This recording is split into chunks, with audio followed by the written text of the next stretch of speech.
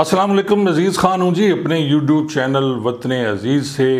और 2-4 दिन पहले मुझे सहाला कॉलेज से एक मैसेज आया। प्रोबेशनर्स वहाँ ट्रेनिंग कर रहे हैं और प्रोबेशनर्स के अलावा भी काफ़ी वहाँ मुलाजमीन मौजूद हैं, जिसमें इंटर के भी हो सकते हैं, अपर क्लास के भी हो सकते हैं। कुछ 1400 नफरी है जो वहाँ मौजूद है। और जो मुझे वो मैसेज आया वो ये था कि सहाला कॉलेज में पानी का इंतज़ाम नहीं है।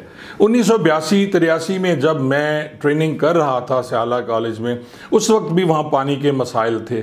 लेकिन आप ये देख लें कि 1982 से लेकर अब 2021 में भी वही तमाम मसाइल जो हैं पानी के वो सहाला में मौजूद हैं। और इससे ज़्यादा मुझे दुख इस बात का हुआ कि जब उन्होंने कहा जी कि हमने जब शिकायत की 4 दिन से पानी नहीं आ रहा, पीने के लिए पानी नहीं है, नमाज पढ़ने के वज़ू करने के लिए पानी नहीं है, नहाने के लिए पानी नहीं है, तो उन्हें जवाब ये दिया गया कि जी हमारे पास बजट नहीं है।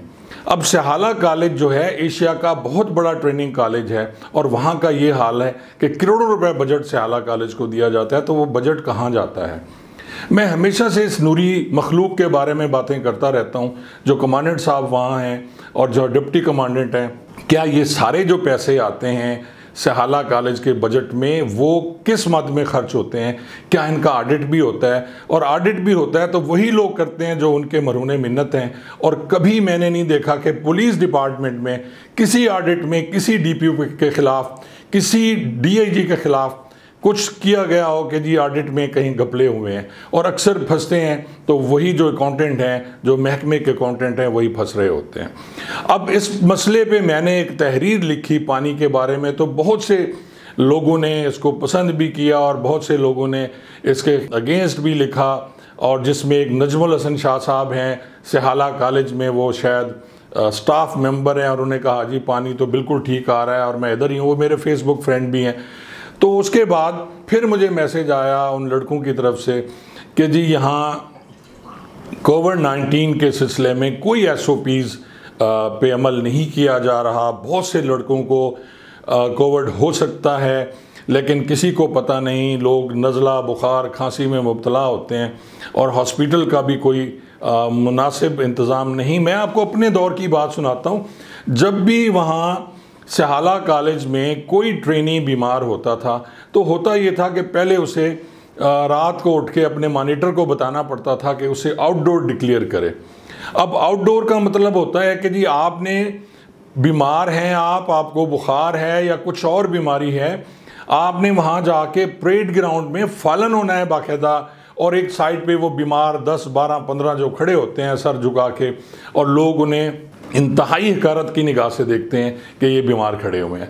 1.5 घंटा परेड होती है और वो बीमार उस परेड के साथ वहाँ परेड ग्राउंड में खड़े होते हैं। जो ही परेड ख़त्म होती है तो उन बीमारों को फिर जो CDI है उनकी खिदमत में पेश किया जाता है। वो इनकी इंस्पेक्शन करते हैं कि ये वाकई बीमार है या नहीं।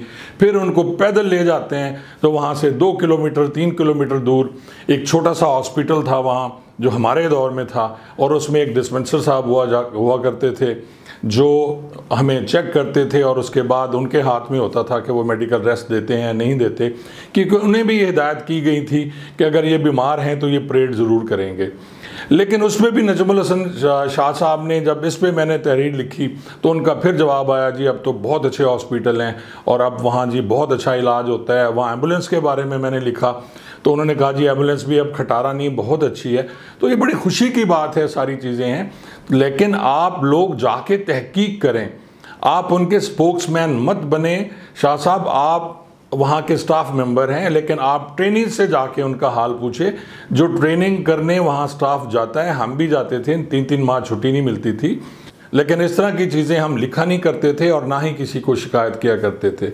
आजकल सोशल मीडिया का ज़माना है, आप भूल जाएं उसको कि आप 1982 में रहते हैं।